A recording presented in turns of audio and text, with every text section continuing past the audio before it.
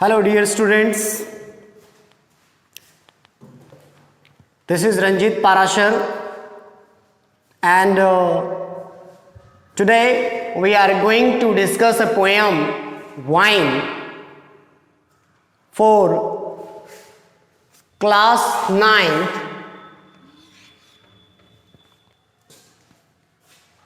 and this poem is from your Beehive book.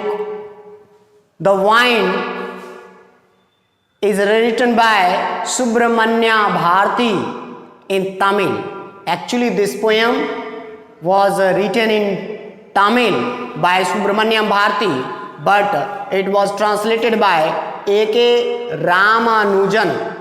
A.K. Ramanujan के द्वारा इसे translate किया गया इंग्लिश में, and now I will translate into your mother tongue Hindi and in local language.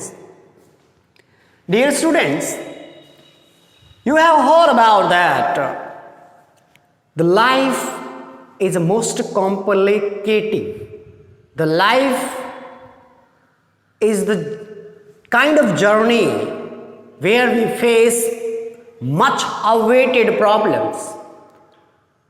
And the poem Wine gives inspiration to fight against these kinds of much awaited problems in our life. ये poem हमें जीवन में ऐसी ही समस्याओं से जूझने की प्रेरणा देता है. वेरी सिंपली पोएट ने इस चीज को एक्सप्लेन किया है कि हमें जरूर रिस्पेक्ट करनी चाहिए सभी चीजों की, लेकिन हाँ उतनी ही हद तक जितने तक वो चीजें हमारे लिए लाइफ सेविंग होती हैं. अगर जरूरत हो तो हमें उन चीजों के खिलाफ भी खड़े होना चाहिए. In this poem, the poet tries to explain that firstly, he requests the wine to blow slowly and sweetly. But later on, when the wine caused destructions, he blamed the god wine for this destruction. इस विनाश के लिए वो वायु देव को, हवा के देवता को ब्लेम करते हैं और कहते हैं with a great innocence that you have to build this house, you have to build the broken trees, you have to join the broken body parts, you have to build the broken pillars of the house. बहुत ही इनोसेंसली, बहुत ही एक बालपन भाव से ये request करते हैं कि जो चीज़ें आपने, हे हवा वायुदेव, जो चीज़ें आपने तोड़ा है ना, इसे फिर से बना के जाइए. तो इसी चीज़ के बारे में हम डिस्कस करेंगे आज. वाइंड कम सॉफ्टली, ये रिक्वेस्ट करते हैं सुब्रमण्यम भारती. हे हवा धीरे धीरे बहो, धीरे धीरे चलो.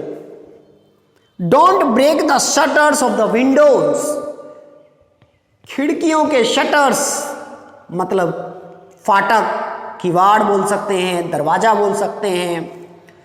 खिड़कियों के शटर्स ना तोड़ो. डियर वाइन कम सॉफ्टली, धीरे धीरे आओ और खिड़कियों के दरवाजे यानी खिड़कियों के शटर्स को ना तोड़ो. Don't scatter the papers, paper को इधर उधर मत बिखेरो. जब हवा बहती है तो आप देखते होंगे घरों में, और ख़ास तौर पर अभी तो बिहार में काफ़ी ज़्यादा मॉनसून आया हुआ है, तो देखते होंगे जब हवा बहती है, ख़ास तौर पर जब तूफान, तो पेड़ की टहनियाँ हिलती है, टूट जाते हैं, खिड़कियाँ आपस में टकराने लगते हैं. तो पोएट ये कह रहे हैं कि वाइन कम सॉफ्टली, धीरे धीरे आओ. Don't break the shutters of the windows, windows के शटर्स को, खिड़कियों के शटर्स को ना तोड़ो. Don't scatters the papers, paper को ना बिखेरो, हवा आती है तो सभी चीजें बिखर जाती हैं. Don't throw down the books on the shelf, और जो किताबें शेल्फ के ऊपर रखी हुई हैं उसे ना बिखेरो। देयर लुक, देयर वहां, देयर वहां, लुक व्हाट यू डिड, देखो तुमने क्या किया है। देखो आप देखते ये दिखा रहे हैं जो डिस्ट्रक्शन हवा के द्वारा हुआ है। The poet tries to indicate the sight of the destruction that was caused by the super cyclone और द हाई स्पीड वाइंड। तूफान की वजह से, हवा की वजह से जो डिस्ट्रक्शन हुआ है, जो तबाही हुई है, इस चीज को वो इंगित करते हुए कहते हैं, लुक देखो, what you have done, what you did, तुमने क्या किया, you through them all down, तुमने सबको नीचे गिरा दिया। You tore the pages of the books, देखो तुमने बुक के पेज भी फाड़ दिए हैं। वैसे मेरे बुक के पेज नहीं फटे हैं, बाइंड किया गया है। ये पोएट कह रहे हैं कि देखो तुमने मेरी किताबों के पेज भी फाड़ दिए हैं। And you brought rain again, और तुम बारिश दोबारा ले आए हो। यू ब्रॉट रेन अगेन, और तुम दोबारा बारिश ले आए। You are very clever at poking fun at weaklings, तुम बहुत चालाक हो, तुम बहुत होशियार हो कमजोर लोगों के साथ खेलने के लिए, मजाक करने के लिए। Poking fun means making a fun, मजाक उड़ाना, मजाक करना। Weaklings, here weakling represent the weak things, यहां हवा के सामने हर चीजें वीक हैं, जैसे पेड़ पौधे हुए, शटर्स हैं हमारे घरों के, खिड़कियां हैं, ये सभी कमजोर चीजें हैं। और ये कहना चाहते हैं पोएट कि देखिए आप उन कमजोर चीजों का मजाक उड़ा रहे हैं। Frail crumbling house, crumbling doors, crumbling rafters, crumbling wood, crumbling bodies, crumbling lives and crumbling hearts. Dear students, ये कहते हैं कि देखिए पड़े हुए गिरे हुए घरों को, crumbling doors, crumbling doors, बिखरे हुए टूटे हुए दरवाजे, crumbling rafters, crumbling rafters a kind of beam, टेढ़े बीम, जो टेढ़े हवा में टेढ़े हो गए हैं घरों की बीम्स या छतें, स्लॉपिंग बीम्स, जिनकी वजह से छत टेढ़े हो गए हैं। Crumbling wood, here crumbling wood represent the broken forest, यानी कि फॉरेस्ट्रीज, जंगलों में पेड़ टूटे हुए हैं। क्रम्बलिंग बॉडीज, यहां तक कि उस तूफान में कुछ शव भी पड़े हुए हैं। क्रम्बलिंग लाइव्स, जिंदगी पड़ी हुई है, टूटी बिखरी हुई जिंदगी। क्रम्बलिंग हार्ट्स, और टूटे हुए दिल। देखो वाइंड, तुम्हारे इस डिस्ट्रक्शन से ना सिर्फ इंसान बल्कि पेड़ पौधे, सभी चीजें क्रम्बल्ड हो गए हैं, बिखर गए हैं, टूट गए हैं, चकनाचूर हो गए हैं। The vine God winnows and crushes them all.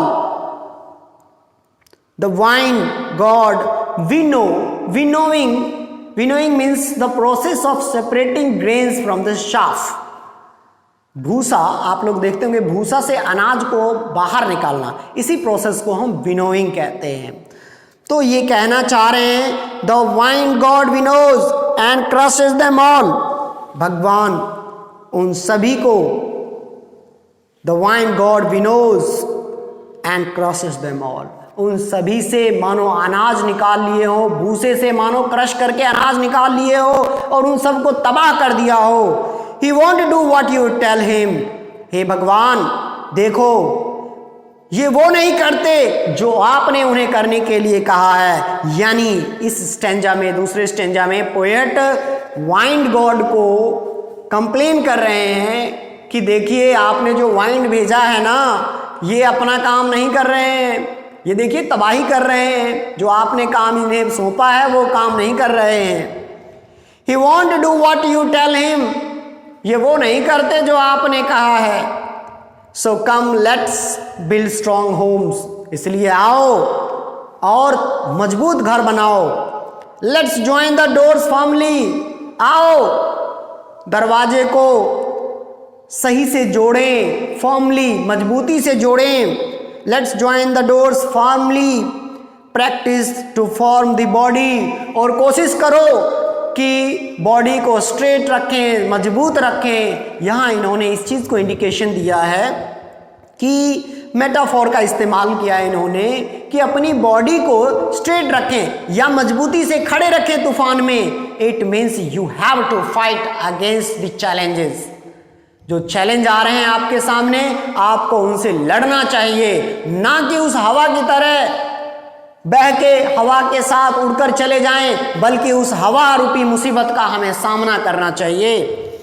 And make the heart steadfast. और अपने दिल को, अपने हार्ट को और मजबूती से, तेजी से आगे बढ़ने देना चाहिए, सोचने देना चाहिए.